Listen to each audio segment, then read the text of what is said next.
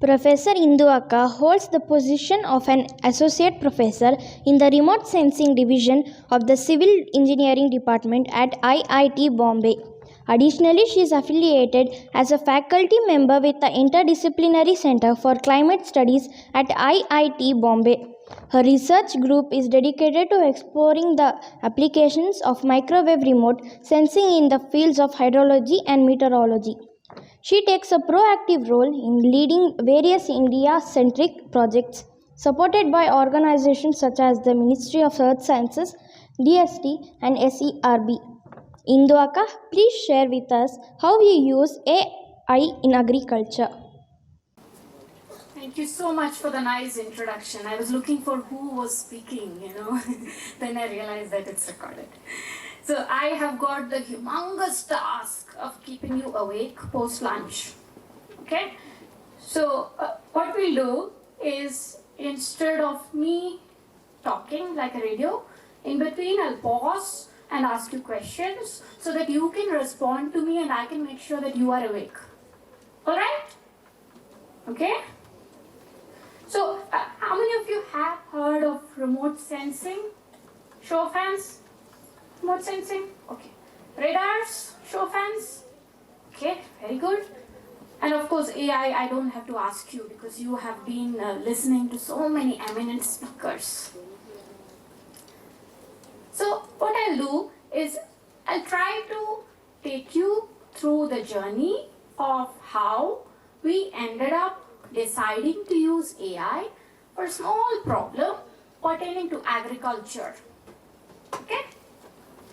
So, in the pamphlet, you may see the title as AI in Agriculture, but I have taken the liberty to expand a bit. It says Remote Sensing and AI Strategies for Desert Locust Crisis Management. Lengthy title. How many of you know what is locust? Show of hands. Okay? So, what I will talk about is, first let me introduce to you why this problem is relevant to Indian agriculture, and then I'll take you through the small baby steps that we have taken to tackle this problem. And at any point of time, if you feel like interrupting me, raise your hand high so that I can see you and we can have a chat. Now, I'll start with a small visual of what is locust and why should I be concerned about locust attack. Locust, small insects, agricultural pests. Individually, they are harmless, but when they come together as a swarm, they are voracious eaters and they tend to consume food equivalent to their own body weight every day. And it is said that if you have 1 square kilometers of locust swarm, when I say swarm, it's a group, okay? So when you have 1 square kilometers of locust swarms, they can eat the food equivalent to what 35,000 people can eat in a day. So they are voracious eaters, and if they become active, they can fly at tremendous speed. They can attack the fields and make sure that it's very difficult for farmers to have a good harvest. Okay? So with this background, let me take you to how we chose this problem. Back during the pandemic, we were trying to look at how we can reach out to people using this technology that is remote sensing. And that's when we came across that there was a devastating locust attack in the year 2020 in many fields of central India, Haryana, UP, as you can see. And these visuals will help you to understand the magnitude of the problems that farmers face. Because if, say, it's going to rain, then you get forecasts from the meteorology department saying it will rain in the next so and so hours or the next day. But when it comes to calamity like this, there is no clear-cut warning that is issued to the farmers that tell the farmers that Okay, there's going to be a locust attack in the next 3 hours or 4 hours. Brace yourselves, spray pesticides, save your crops. There's no warning like that given to farmers, because of which the agriculture industry is under a lot of crisis. Okay, so this is the background of what I wanted to start with, just so that you get a vision of why this problem is important, of course, across the world, and in particular when we talk about Indian agriculture. Now, in today's talk, I'll specifically focus about one type of locust which attacks Indian crops. Of course, we have different species of locusts, of which desert locust, with the scientific name Schistocerca gregaria, is the one that I'm more interested in, because this is the one species that tends to attack the fields, crops of India. As I said, ravenous eaters, they are able to eat their own weight in food. So when we are trying to understand that, okay, how do we track the movement of locust? How can we by some means predict its position, real-time position, so that we can give warning to the farmer? So we were trying to approach this problem with that thought in mind. And then we understood that there is a certain zone which is known as limit of invasion area that you see as a black boundary, which is where this particular species is found to attack again and again. Okay? And then we wanted to understand why is it so? Why is this area, including the Horn of Africa and the western part of India, so specific that the locusts tend to fly from Africa through Pakistan to India, specifically central part of India? And that's when we understood that there are certain triggers to the locust attack which we can identify and quantify using the technique of remote sensing. Okay? Now, as I saw a few hands when I asked remote sensing, I'll just warn you about the basics that I want you to remember when you listen to me. All of us know electromagnetic radiations, right? Yes, with a show of hands. It consists of light and, very good, electric and magnetic fields that are oscillating in mutually perpendicular directions. And we know that there are certain measurable properties of an electromagnetic wave, isn't it? What are they? Amplitude, very good. Wavelength, frequency, very good. I don't have to teach you anything. So, in this particular talk, I'll focus on certain specific wavelength regions within the electromagnetic spectrum.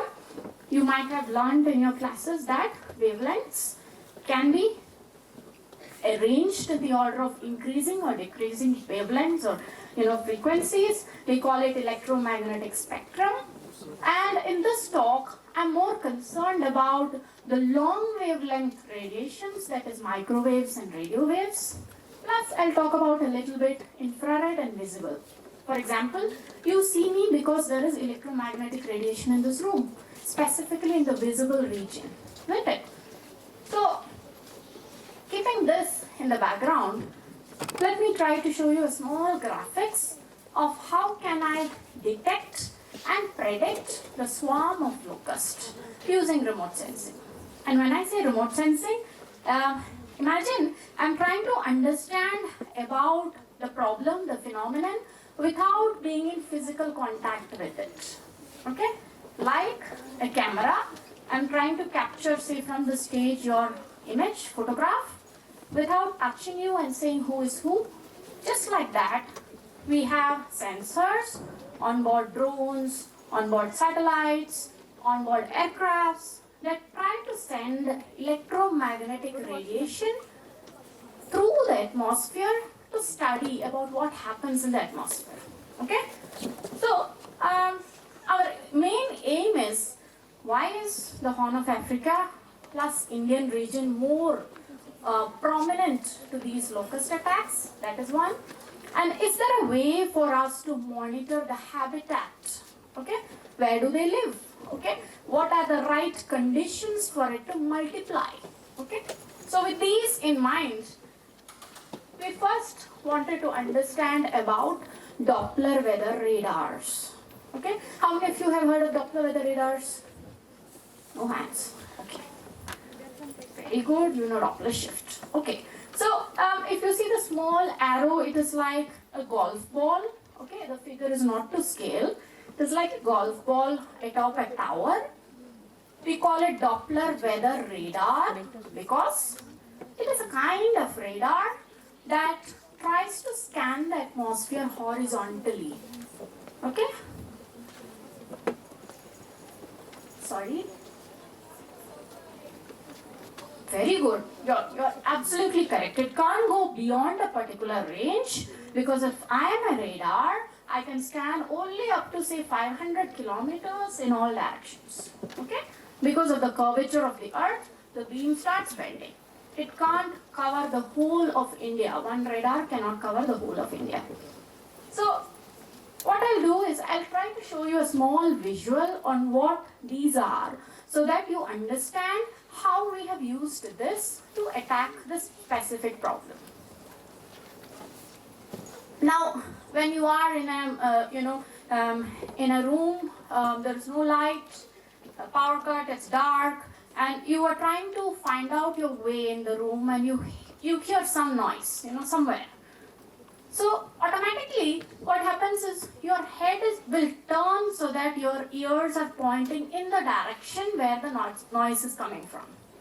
Once again, you are in a pitch dark room. You are trying to feel your way. There is a power cut. You cannot see anything. Then you suddenly hear a noise. Automatically, that instant reaction is your head turns so that your ears point to the direction from where that noise is coming from.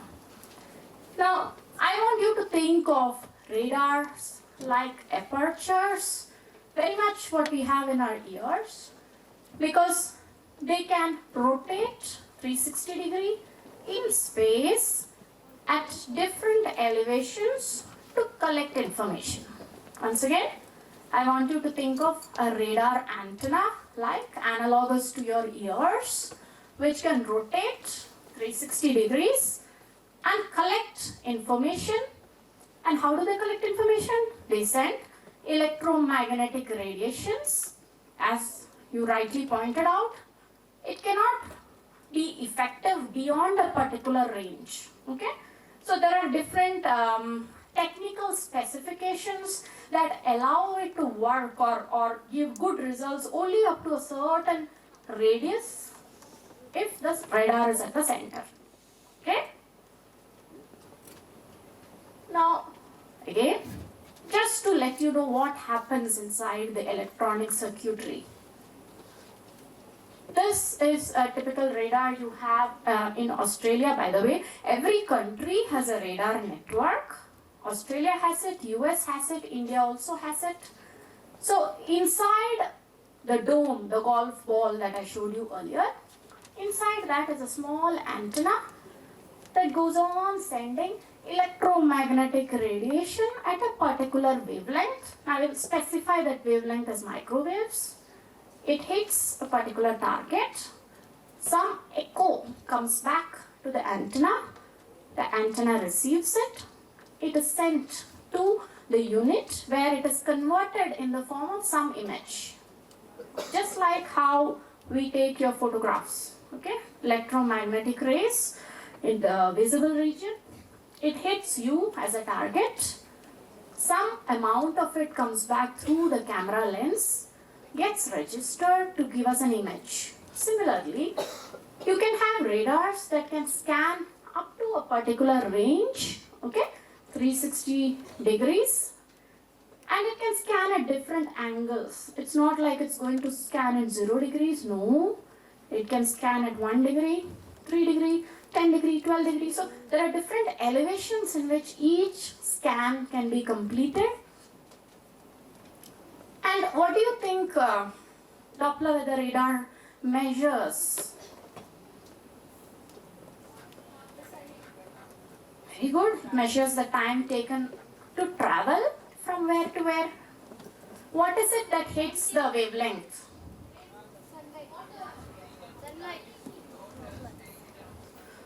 Very good. That is very specific. Anything that obstructs its path. It can be buildings, it can be clouds, it can be birds, or it can be a swarm of locusts. Okay? So I'm trying to bring your attention back to the problem at hand.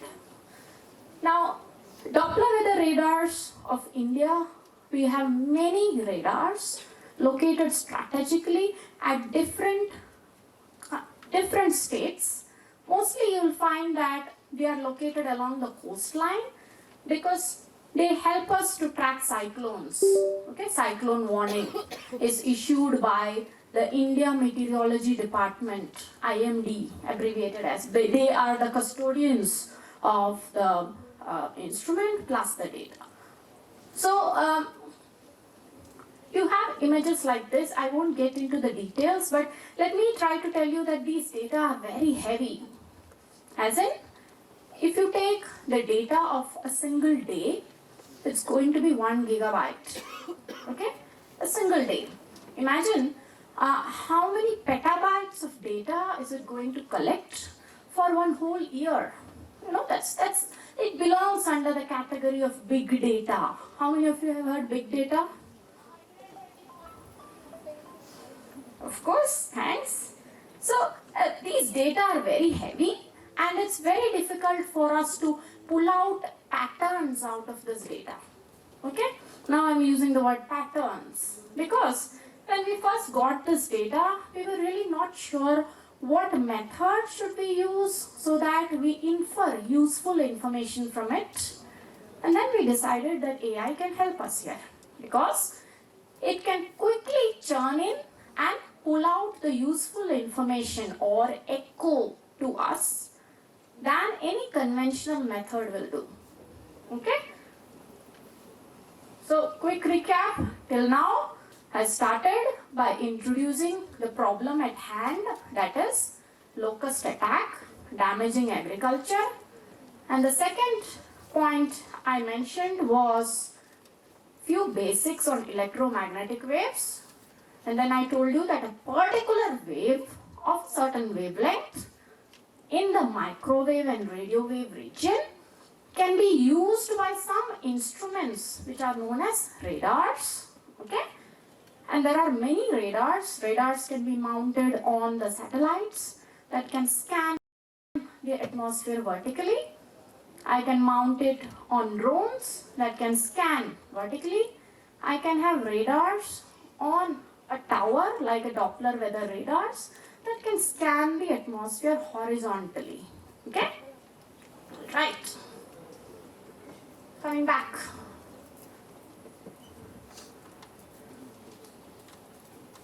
The problem is not that simple because the range of a Doppler weather radar is limited. Say I want to get information beyond 500 kilometers. I have to look for some alternate data sets as well.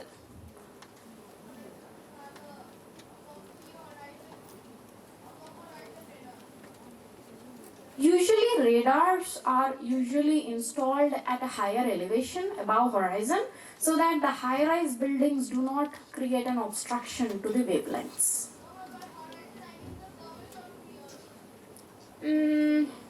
Let me rephrase your question.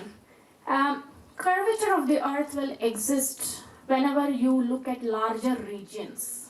Okay, it's going to there, it's not going to disappear, isn't it? So the only way to tackle it is by using multiple data sets from different sources so that the errors due to curvature of earth is minimized. Yes?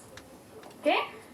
Now I'll introduce small, easy to understand terminologies regarding satellites because we have been using the microwave sensors on board satellites similar to what we have in DWR, Doppler weather radars.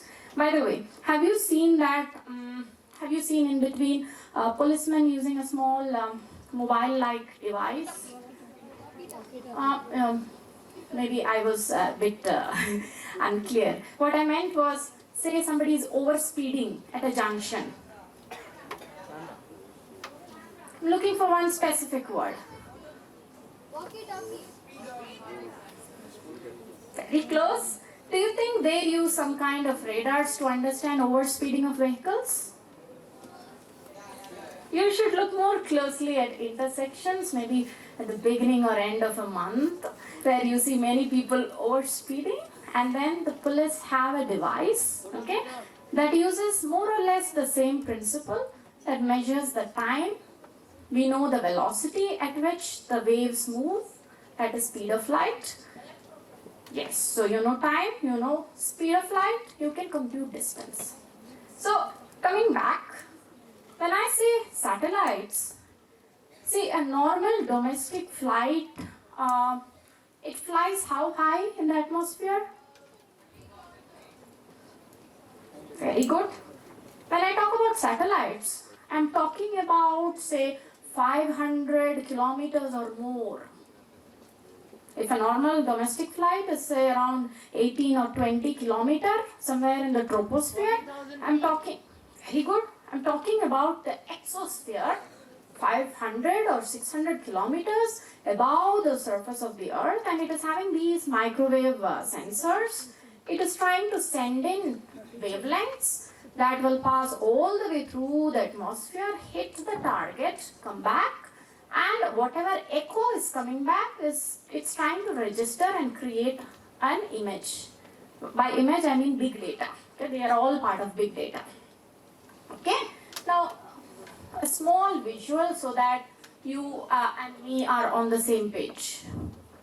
When I say satellite, as it moves, it is trying to look at a small ribbon-like area.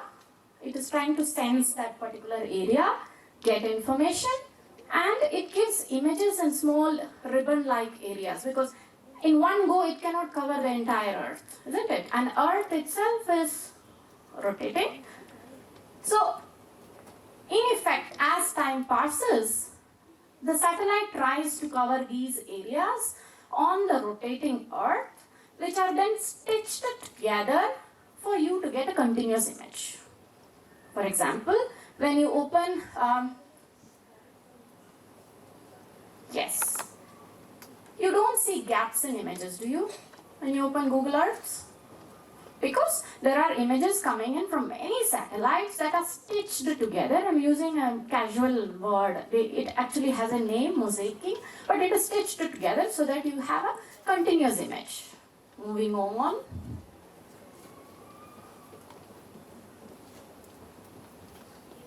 Now, don't assume that we have sensors only in the microwave region. No, we have sensors that can capture information in the infrared, thermal infrared. During pandemic, which sensor were we using?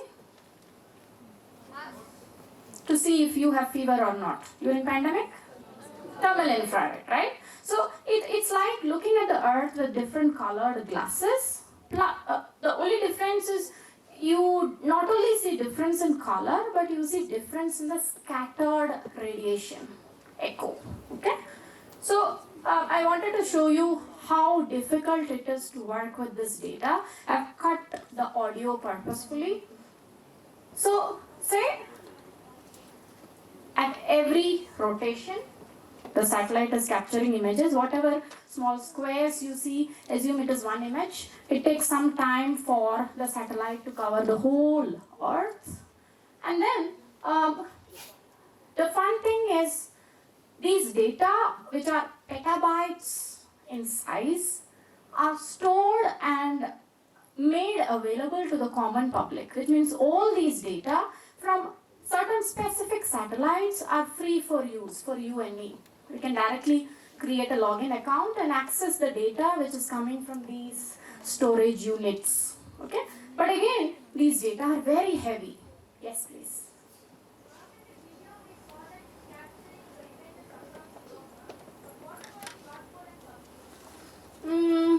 Very good question. So, these satellites follow certain specific path, which I will call as orbits. Okay?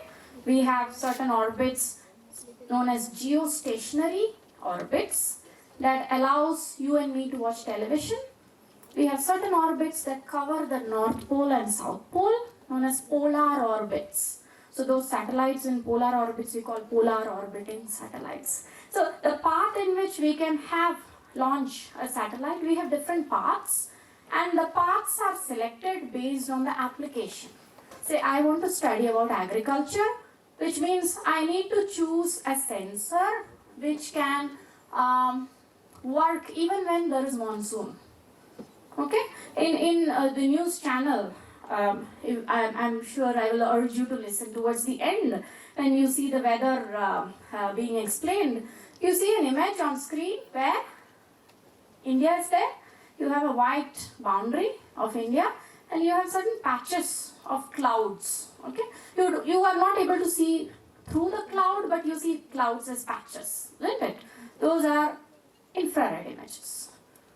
But for agriculture, as my topic is related to agriculture, I want a kind of sensor that can see beneath the clouds and which is not affected by rain. Which is why we go for microwaves, because they can penetrate through clouds and they are able to give me information even if it is night or dark or even if it is raining. And these images are huge, huge.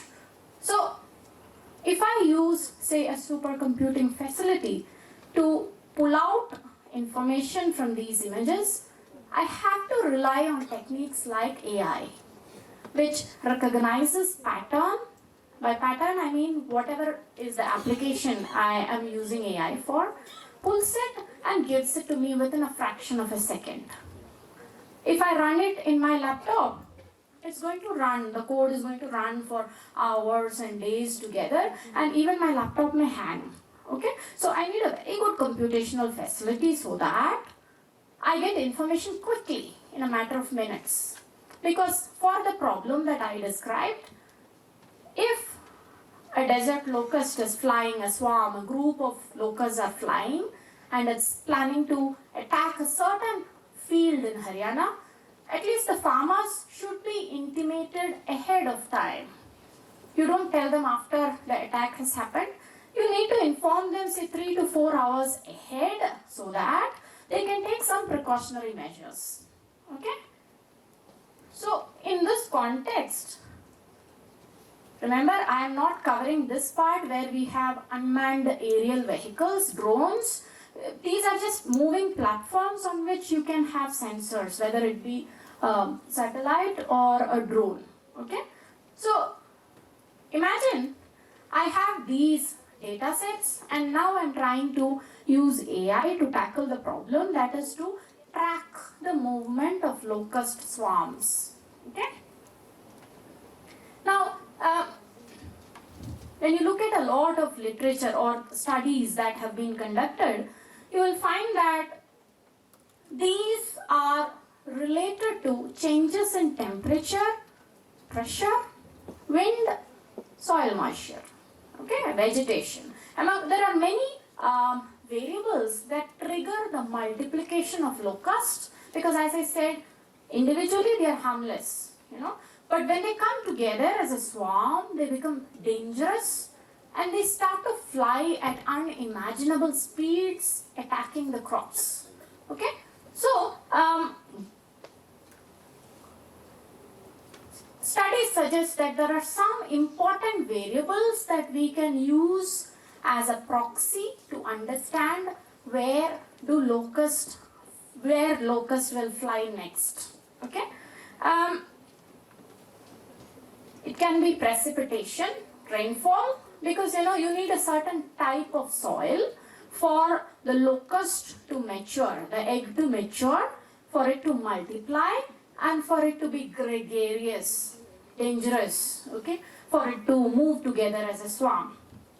Plus, I need food, okay. Wherever there is lots of food, you will find that locusts will tend to choose that particular area to multiply and then to come together as a swarm. Soil moisture. Certain types of soil have more water retaining capacity. Can you give me an example? Very good.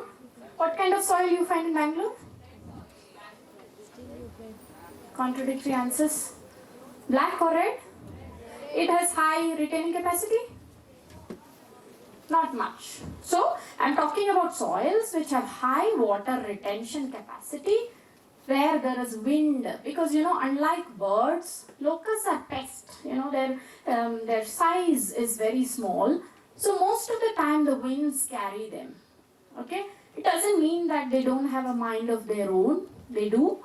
They can fly in a direction different from the direction of wind, but then temperature, wind, soil moisture, vegetation, precipitation, we use certain proxies that help us identify where they can thrive, where they can multiply, where they can gain strength, where they can become a swarm, and where they can fly and attack.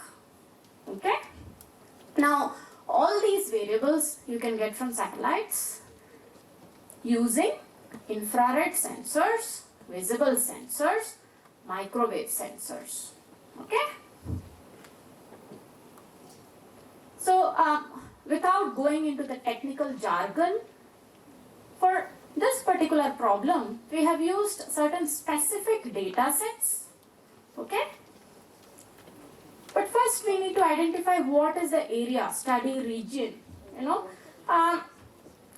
When I look at the attacks that happened, say, over the past 15-20 years, we find that wherever you see the red dots are the ones with danger written, more probability of an attack.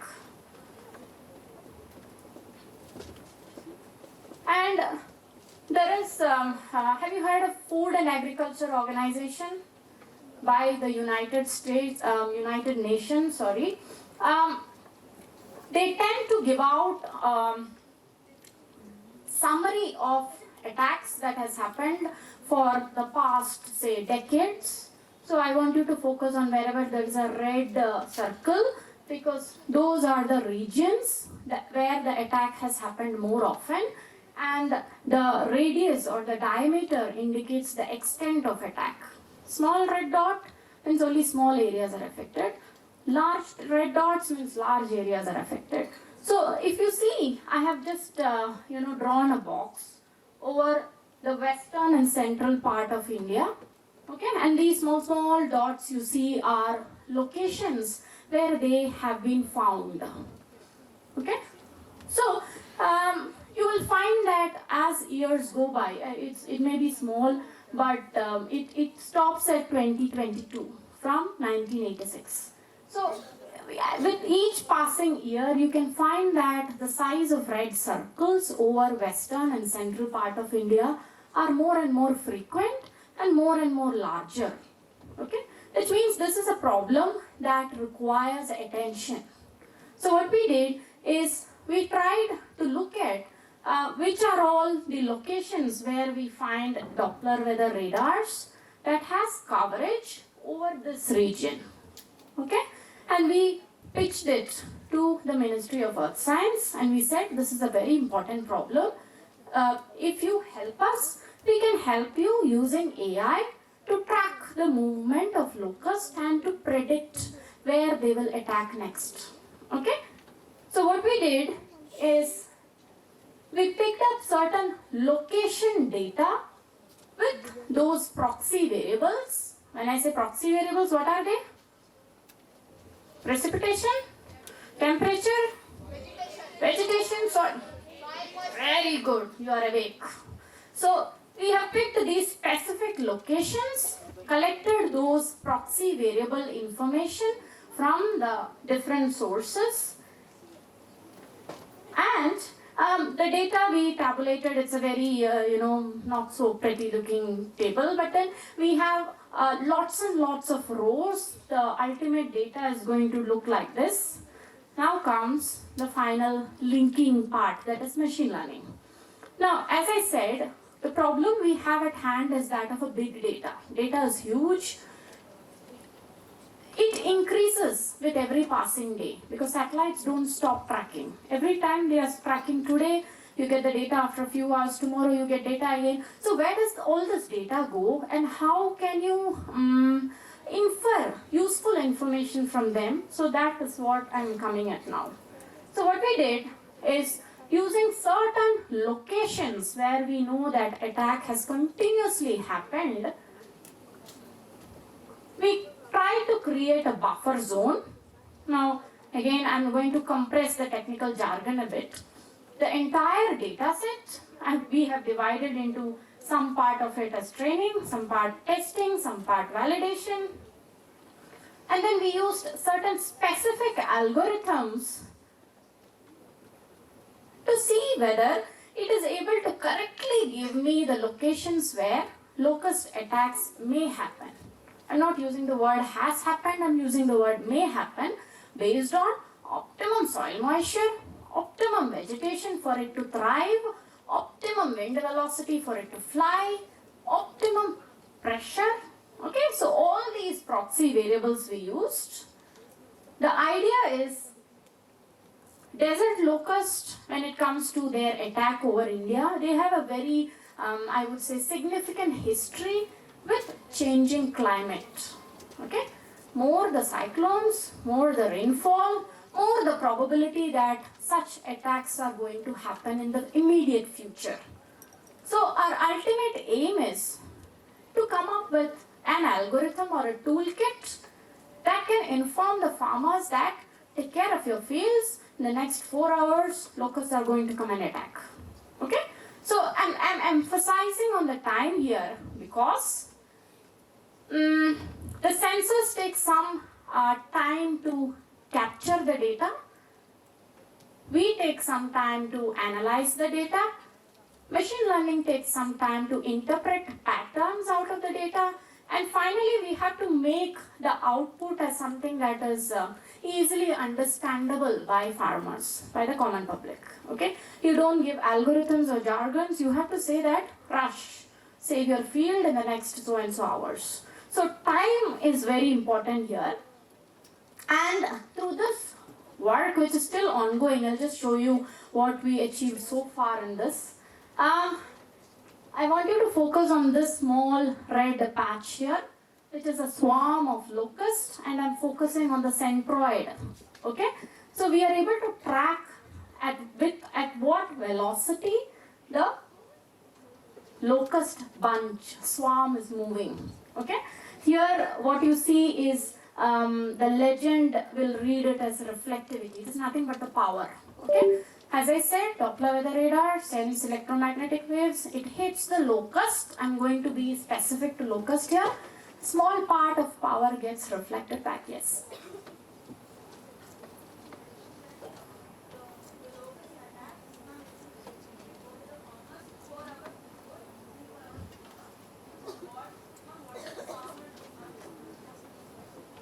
So, till now, we have an organization known as Indian Council of Agriculture Research, ICAR.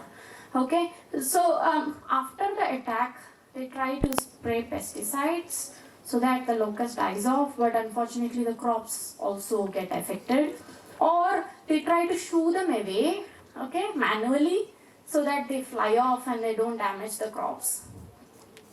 My main aim is to inform the time to such organizations so that they can try to take, I would say, suitable measures.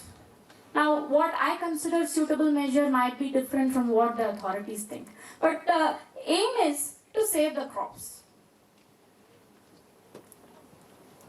Shall we go here and then there? Yes. Yes, ma'am. Ma'am, if we try to manually shoo them away, won't they spread diseases? Absolutely. You know, this is not the only problem that they spread. They also spread diseases, but then, you know, we want to save the crop. So there is always a trade-off. There is always a trade-off between what is your aim. So diseases, yes, it comes with different types of diseases in the plant. So I know of a few scientists who work specifically on that, pertaining to certain species of locust. But from my standpoint, like, I am not an ornithologist, I'm not an ecologist, I'm a remote sensing person. So I want to use the technologies that are available free of cost to you and me to predict and inform the time to the authorities and say, you do something but save the crop because in the next 4 hours they are going to come and attack. And when I say 4 hours, I'm using it as an example, okay? Because even now we don't have such technologies that can inform the farmers with a specific lead time. I'm going to use the word lead time, ahead of time. I had one more hand, yes. Ma'am, so what is the use of this locust? Means each and every animal has a use in the food chain or food cycle. So what is use of them? That's a kind of a spiritual question. So for me, individually, I don't have a problem with locust. I am not sure I will be able to explain to you the use of a locust, because I'm sure somewhere in the biological chain they may also be contributing positively. But what concerns me more is if they multiply and then learn to fly and then become a swarm, then that is a threat to me which I want to stop. So I'm not asking them to be killed. I don't want that in your mind. But I just want to inform the farmers that in some way you stop them from hurting the crops. So Doppler weather radars are also used to for meteorological purposes. How would you differentiate locust swarms from actual weather events? Very good question. Very good question. So, for example, say I'm a Doppler weather radar and I'm trying to look at clouds and locusts that are coming towards me. Okay? So clouds will have some amount of ice, because as you know, the rainfall bearing clouds will be smaller. I mean, they'll have lower temperatures. So the echo I get will be much higher than the echo that I get from locusts, because locusts are small insects, but when they become a swarm, they can mimic the echo of small rainfall bearing clouds. Or let me put it this way, if I get an echo of 40 dBz, it is rainfall. If I get an echo of 5 dBz, it is locust. The power that I get back helps me differentiate what am I looking at. Ma'am, so the intensity of reflection is used to differ. Exactly. Not only the intensity, but also the velocity and some other parameters, but most importantly the intensity. For example, if you go to any airport, you will find radars that can inform better about flock of birds that may attack the plane. Okay, so there are different applications to it. In traffic engineering, you may have application of radars. In military, you may have. I'm talking about the application in agriculture. Yes, is it okay if I take questions like this? Fine, right? Okay, so whosoever has raised, I'll be happy. Yes, please. All of this seems rather unnecessary and finance consuming, considering that there are already methods out there taken to undertake eradication or pacification of locusts. For example, mosquitoes are being bred in labs and they are unable to sting humans. They are then released into the wild and they will breed with other mosquitoes, and their offspring will not be able to sting other humans as well. And this will continue until no mosquito will be able to sting humans. Similarly, like this, there are efforts taken to pacify locusts. So all of this seems more finance consuming than the methods already taken by the government. I like a good counter argument. So firstly, I should thank you for raising that point. Now, see, you can sit down.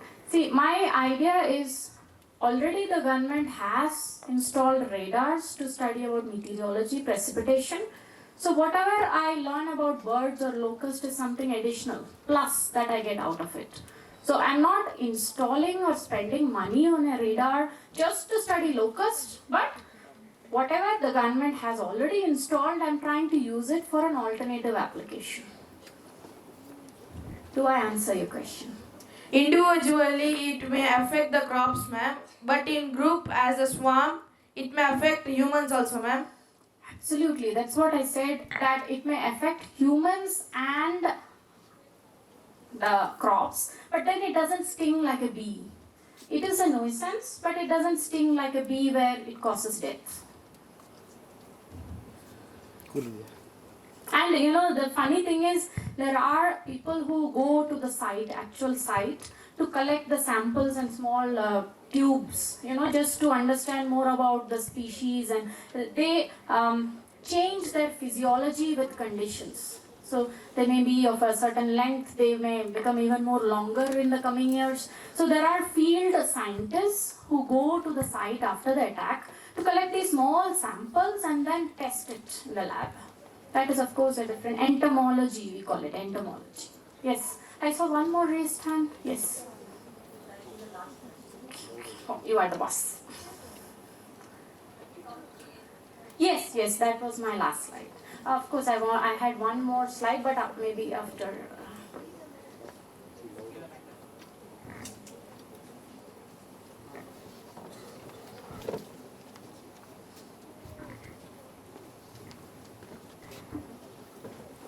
Good afternoon, ma'am. Insat 2BR1. What is the use of AI in agriculture if it is replacing? Ma'am, you just told that we need not use new payloads and all, like wasting money. Then why can't we use Insat 2BR1, the image is capturing from? INSAT 2B uses a specific sensor. As I said, infrared is good, but it cannot penetrate cloud. So I need RISAT or microwave sensors on board satellites like RISAT, which can penetrate cloud. So every country is launching satellite because every satellite has a certain lifespan. It won't give you the data after n number of years, it dies down. So then you install newer satellites which can continue its purpose. Ma'am, then we can install like the same payloads we can install again. Again, that depends on the application. If I am a scientist and I want to decide a particular application, I will try to make sure that maximum people get benefited.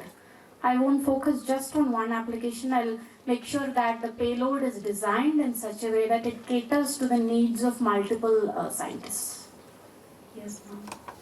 And I had one more slide which I'll finish in about 30 seconds. That is acknowledgements. The work that we do, we have to acknowledge the Ministry of Earth Science for giving us the opportunity to convince them, and the India Meteorology Department for giving us the data. And of course, this work is currently ongoing by one of the students working with me. Can't thank the students enough because they make research a pleasure. And what you see on the right side is one of the radars that we visited long back. It is mounted on a truck mounted radar. It is for studying meteorology. Okay, it can be shifted. As I said, it is mounted on a truck. Okay, so I just wanted to end here by thanking my excellent group of students who make research fun.